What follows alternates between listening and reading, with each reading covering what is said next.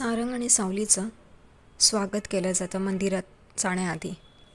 त्यांना हळद कुंकू आणि फुलांचा वर्षाव करून त्यांना देवळात घेऊन जातात, कारण ते दोघंजणं अभिषेक करणार असतात. ते दोघंजणं देवळात जातात आणि अभिषेकासाठी दोघंही देवळात येतात. सारंग गुरुजींबरोबर विठ्ठलाच्या समोर उभा असतो आणि सावली मागे उभी असते. तेवढ्यातच भैरवी माई तिला म्हणते, मला माहिती आहे तुमच्या दोघांमध्ये नवरा बायको असं काहीच नाही आहे नातं, आणि मुद्दाम तिला खिचवत असते. इथं सावली पण त्यांच्याकडे बघते, पण ती काय बोलणार, काहीच बोलत नाही. गुरुजी सारंगला म्हणतात की अभिषेकासाठी नवरा बायको हे दोघांनी विठ्ठलासमोर उभं राहा. तेव्हा तो मागे वळून बघतो. इकडे सावली मागे उभी असते. ती येते पुढे आणि येता येता भैरवी माईकडे बघते. तिचा चेहरा बघण्यासारखा झालेला असतो. इकडे गुरुजी सावलीला म्हणतात, विठ्ठलाला हळद कुंकू व्हा म्हणून. ती वाहते. तसंच सारंगलाही सांगतात. इथं सारंग आणि सावली दोघं मिळून जोड्याने विठ्ठलाची पूजा करत असतात.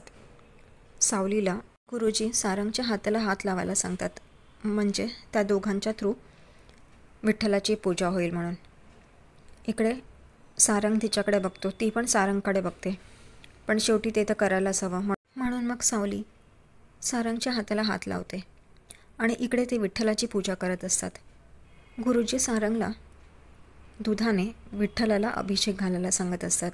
सारंग आणि सावली ते सगळं करतात जे जे गुरुजी त्यांना सांगतात.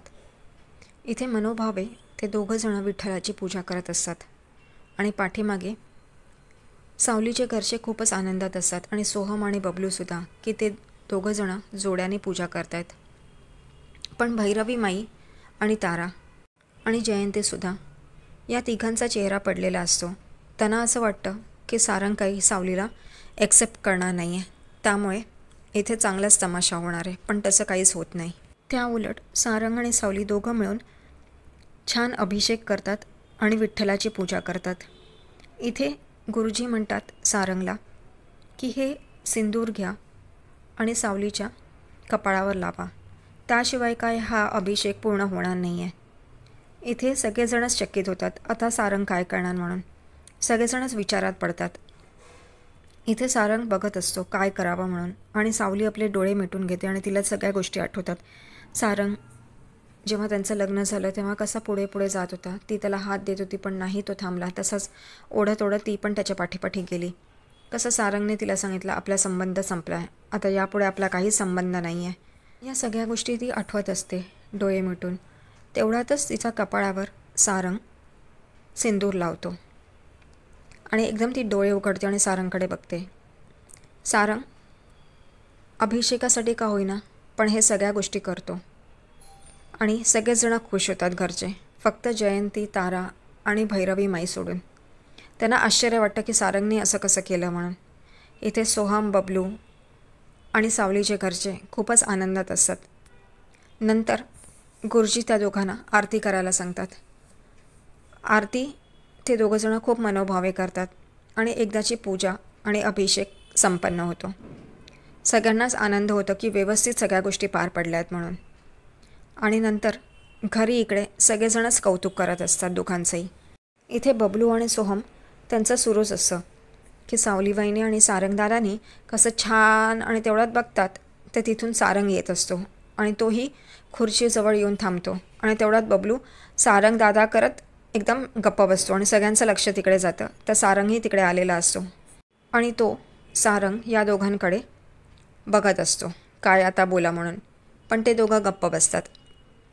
इथे सावलीचा मोठा भाऊ सारंगचे हात जोडून आभार मानतो की तुम्ही या अभिषेकामध्ये सहभाग घेतलात, इकडे आलात, इकडे राहिलात, तुमचं खूप मोठं मन आहे.